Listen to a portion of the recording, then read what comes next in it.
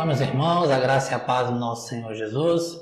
Espero que os irmãos estejam bem, que tenham passado aí da última aula para essa dias abençoados, com a firme esperança em Cristo Jesus.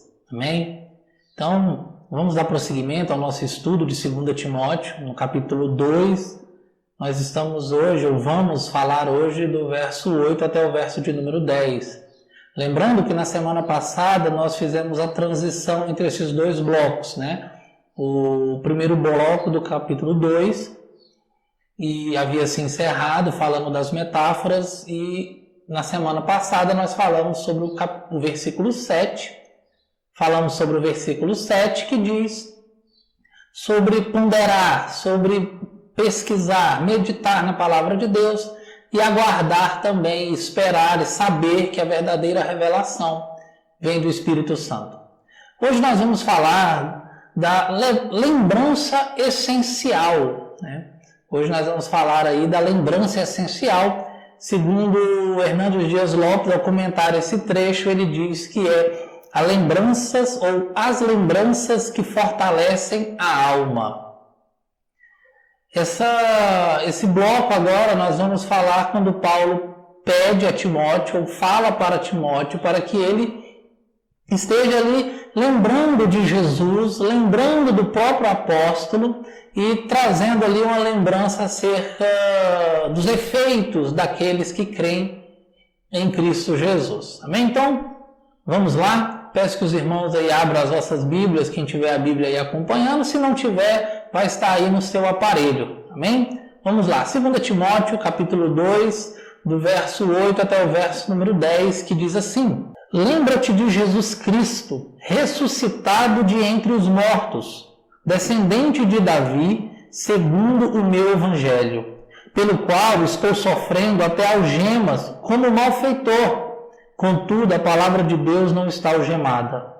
Por esta razão, tudo suporto por causa dos eleitos, para que também eles obtenham a salvação que está em Cristo Jesus, com eterna glória. Amém? Como nós falamos na introdução, aqui nós vamos tratar primeiramente da lembrança que o apóstolo Paulo vai falar de Jesus. Então, a experiência que ele tem acerca de Cristo. Ele diz aqui, lembra de Jesus que ressuscitou dentre os mortos. Meus irmãos, essa ordem para que Timóteo lembre de Jesus parece soar um tanto estranho, né? Como pode um pastor, alguém que está trabalhando com a igreja, envolvido com as coisas de Deus, como pode alguém que está sempre falando, pregando, ensinando, pode se esquecer de Deus? Aqui o interessante é que o apóstolo Paulo, ao falar sobre esquecer, o verbo aqui no grego está no presente contínuo, ou seja, o apóstolo Paulo não está dizendo para que Timóteo lembre de algo que ele esqueceu. Ele não está dizendo assim, olha Timóteo, lembra de Jesus, aquele que morreu na cruz, está lembrado? Então, não é isso que ele está dizendo. A lembrança aqui é uma lembrança contínua, é uma lembrança que faz parte da vida, é uma lembrança nas horas da existência, em todo momento, é uma lembrança que nós temos que guardar no nosso coração. Nós temos aqui duas maneiras de olharmos esse texto, né? Não maneiras que são conflitantes, mas que se complementam. Nós temos primeiro a visão da igreja, a igreja que se esquece de Jesus. A igreja aqui, eu estou falando de algumas denominações, algumas comunidades, alguns ministérios que acabam deixando Jesus de lado. E essa palavra cabe muito bem para esses momentos. Lembra de Jesus. Jesus tem sido, meus irmãos, esquecido em muitos cultos. Cultos que do seu início ao final não fala de Jesus, não fala de sua morte, não fala da sua ressurreição, não fala do evangelho. Cultos o principal objetivo é enaltecer o homem, é falar do homem.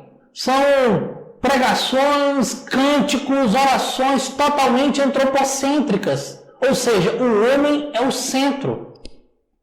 E o apóstolo Paulo está dizendo, Jesus é que tem que estar em primeiro lugar, Jesus é que tem que ser o centro. Não esquece de Jesus. em momento algum da sua vida. Muitas vezes a igreja se posiciona de maneira... A igreja, novamente, irmão, sempre reforçando, pontos isolados, não a igreja como o corpo de Cristo, porque essa segue firme, né? As portas do inferno não prevalecerão. Mas, muitas vezes, denominações, comunidades, esquecem e se posicionam de maneira totalmente contrária às Sagradas Escrituras, têm atitudes totalmente contrárias à Palavra de Deus, têm atitudes totalmente adversas àquilo que a Palavra do Senhor nos ensina. E, portanto, meus irmãos, nós temos que sempre saber que é dever da igreja lembrar de Jesus.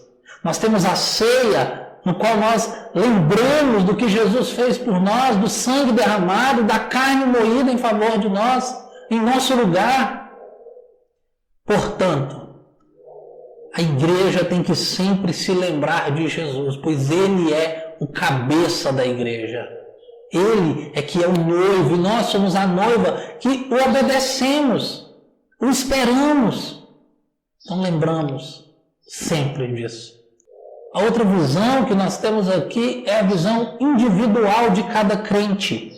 Essa maneira de nós termos Jesus de maneira contínua na nossa vida também faz todo sentido.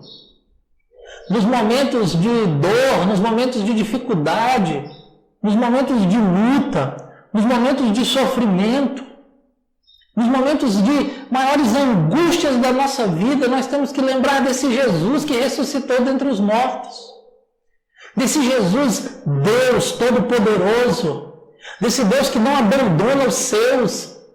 Desse Deus que se faz presente em nossa vida. Esse Jesus maravilhoso, conselheiro, esse Jesus que nos sustenta de pé nos momentos difíceis.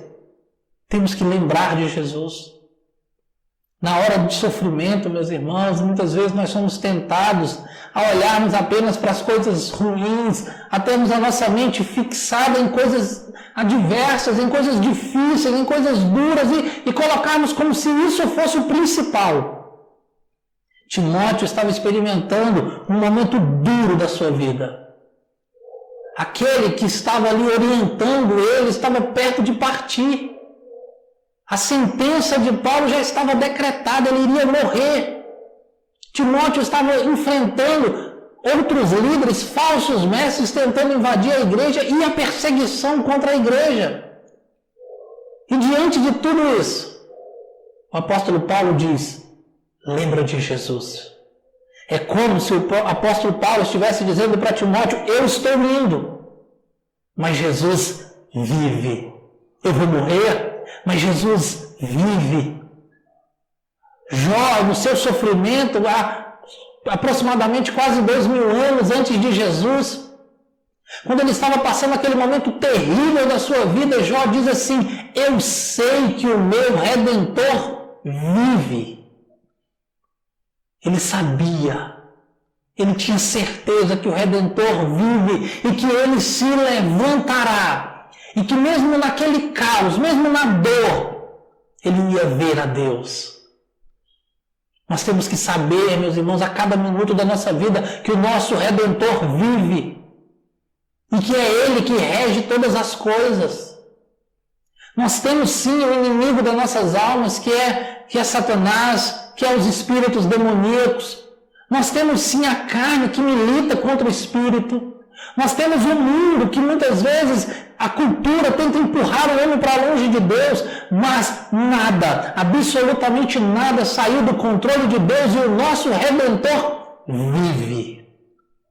Ele não é um líder que se levantou e foi embora. Ele é um líder que morreu, mas ressuscitou dentre os mortos e vive para todo sempre. Amém? A segunda lembrança que o apóstolo Paulo traz a Timóteo para nós é que esse Jesus ressuscitado dentre os mortos é da linhagem de Davi. E aqui, mais uma vez, nós temos duas visões que se complementam. A primeira, ele está dizendo, quando ele fala Jesus, filho de Davi, ele está falando do cumprimento da promessa de Deus. Deus prometeu primeiro a Abraão: em ti serão benditas todas as famílias da terra. Deus promete a Davi que o seu reino durará para sempre. Usa os profetas Isaías e outros para afirmar que esse reino seguiria firme para todo sempre, por toda a eternidade. O apóstolo Paulo está dizendo para Timóteo e para nós: lembre que esse Jesus é o cumprimento da promessa. Deus prometeu um Salvador, um Libertador, e Ele enviou Ele, e Ele vive. Ele vive. O cumprimento da promessa, que é Salvador, que é Libertador, que transforma o homem, que arranca a humanidade, aqueles que creem, do lamaçal do pecado e traz para a vida em abundância. A promessa, esse Deus fiel, que cumpre as suas promessas, creia nele. O outro ponto que nós também podemos destacar aqui, essa outra maneira de enxergar essa fala, é o apóstolo Paulo falando da humanidade do seu mestre, a humanidade de Jesus.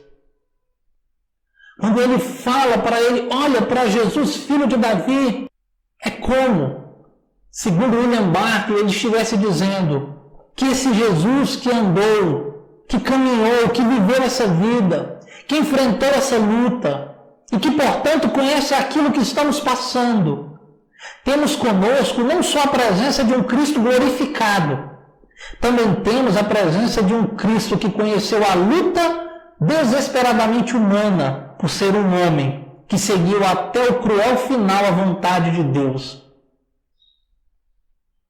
Ele venceu. Ele sabe o que você está sentindo. Ele sentiu dores, angústia, sentiu sofrimento humano, sentiu cansaço, sentiu a fadiga desse mundo. Mas a Bíblia diz que ele venceu o mundo. E esse Cristo glorificado, que também veio como homem, venceu o mundo, está contigo. É o que o apóstolo Paulo está dizendo para Timóteo, dizendo para mim, dizendo para você. Ele sabe o que você está passando, ele passou e venceu. Portanto, se apegue a ele, lembre dele, guarde ele cotidianamente na sua vida, no seu coração, siga os passos dele. Lembra de Jesus Cristo crucificado, filho de Davi. Paulo agora vai ressaltar novamente que ele sofre por causa desse evangelho. O evangelho do Jesus, da promessa, do Messias que morreu e ressuscitou. Ele sofre por isso. E aí ele vai falar da sua experiência. Ele passa da morte de Jesus, do sofrimento de Jesus como homem e a glorificação de Jesus para ele, para o seu sofrimento, para aquilo que ele está passando. E aquilo, meus irmãos, que o apóstolo está passando, o seu sofrimento, é algo terrível. Em 17 de julho de 64, Roma ardeu em chamas. Dos 14 bairros, 10 foram totalmente destruídos. Dizem que o próprio imperador Nero colocou fogo. E os 4 bairros que não foram destruídos tinham na sua maioria cristãos e judeus. E isso foi o álibi perfeito, ou o plano perfeito de Nero para culpar os cristãos. E a partir daí um levante enorme vem contra a igreja é perseguida, a igreja é afrontada, humilhada. Diz que faltou madeira, de tanto que os cristãos eram crucificados e queimados como tochas humanas para iluminar as ruas de Roma. Muitos cristãos se escondiam, pregavam, cultuavam ali escondidos em pequenas salas, em pequenos lugares. Outros se levantavam nas praças a pregar o evangelho e eram mortos. Eram lançados às feras. Tinham o seu corpo totalmente dilacerado, queimados muitas vezes, como eu já disse. Diante de tudo isso, diante de todo esse sofrimento, o apóstolo Paulo está em uma masmorra aguardando a vez dele ser morto. Estava algemado, provavelmente é um soldado 24 horas por dia, porque Nero não queria que ele fugisse ou que alguém viesse ali resgatá-lo. E diante disso, o apóstolo Paulo continua pregando o evangelho, continua falando das coisas de Jesus.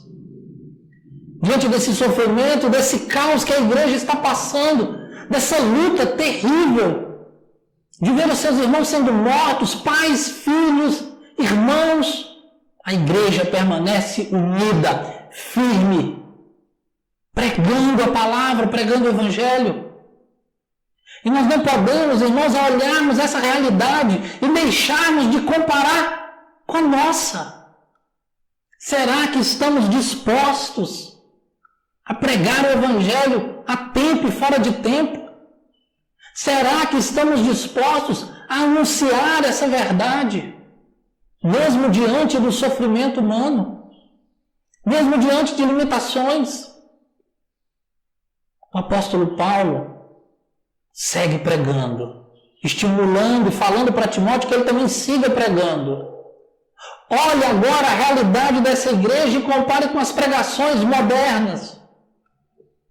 Esses homens que subiam nas praças para pregar o evangelho, sabendo que seriam mortos, eles não diziam, a pregação deles não era essa: venham para que você tenha 2 carruagens, venham para que vocês consigam ter um cargo no alto escalão do Império Romano, venham para que você tenha prata, tenha ouro. Não era isso. Era: Jesus morreu por vocês, ele salva o homem da condenação eterna. E ele pregava mesmo que para isso o seu corpo fosse totalmente mutilado. Eu gosto muito de uma passagem em Filipenses, ali no capítulo 1, a partir do versículo 20, 21, para frente, o apóstolo Paulo vai falar da morte. E é muito bonito o que ele diz, porque ele fala que viver é Cristo e morrer é lucro.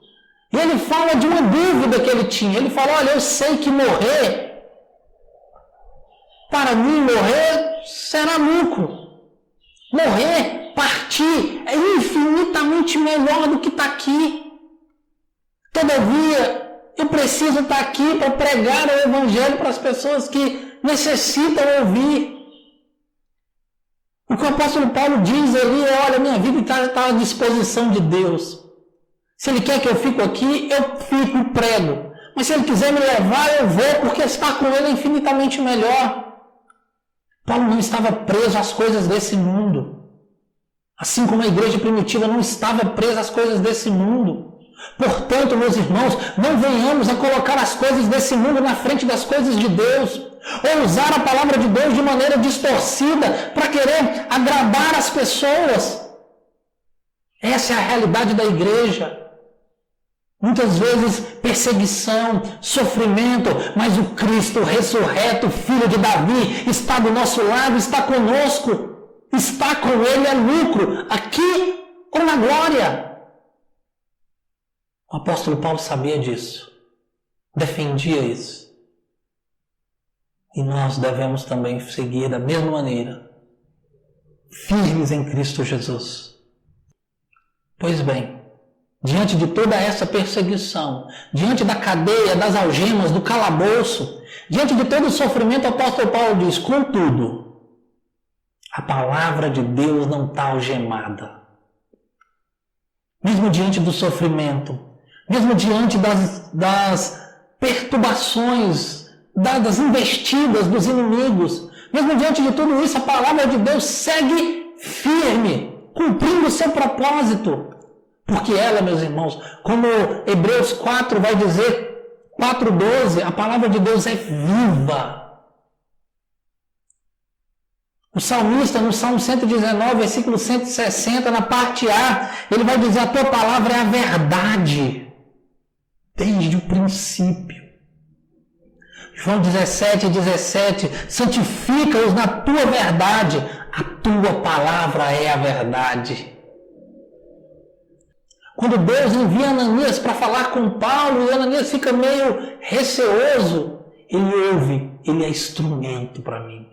Meus irmãos, nós somos instrumentos, mas a palavra é viva. A palavra é de Deus e ela cumpre o seu propósito. Ela não fica presa. Muitas vezes o homem pode estar preso por perseguição, como Paulo. Muitas vezes o homem está limitado. Muitas vezes o homem pode desviar e passar a pregar algo contrário à palavra, mas a palavra segue firme, viva, como verdade. Creia nisso. Confia nisso. Quando nós olhamos, a humanidade já tentou destruir diversas vezes e a prova disso é o próprio apóstolo Paulo. Ele estava preso, algemado, mas hoje nós estamos aqui contemplando a palavra de Deus, que Deus o inspirou para escrever. A palavra não fica presa.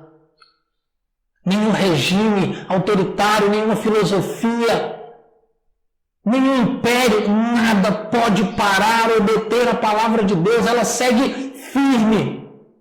Nenhuma seita, nenhum falso profeta, nem movimentos modernos, pós-modernos, nada disso vai atrapalhar a palavra de Deus, impedir que a palavra de Deus siga alcançando corações e falando desse Jesus que ressuscitou dentre os mortos, que morreu por nós, mas hoje vive para todo sempre. O apóstolo Paulo continuava pregando e anunciando a verdade. Continuava de maneira clara e evidente anunciando esse evangelho. Ele vai falar no versículo 10, para que também eles obtenham a salvação que está em Cristo Jesus. Ele não diz que a salvação está nele. Ele não diz que a salvação está ali na placa da igreja dele, afirmando que Paulo, congregação mundial, não. A igreja de Paulo do reino, não. A salvação está em Cristo Jesus. No evangelho pregado, no evangelho revelado por Jesus, nessa obra salvadora dele. Portanto, meus irmãos, mais uma vez, eu vou enfatizar isso aqui. Diante do sofrimento, diante das angústias, diante da dor, não pare de falar de Jesus, porque ele vive. Como diz o hino, porque ele vive, eu posso crer no amanhã.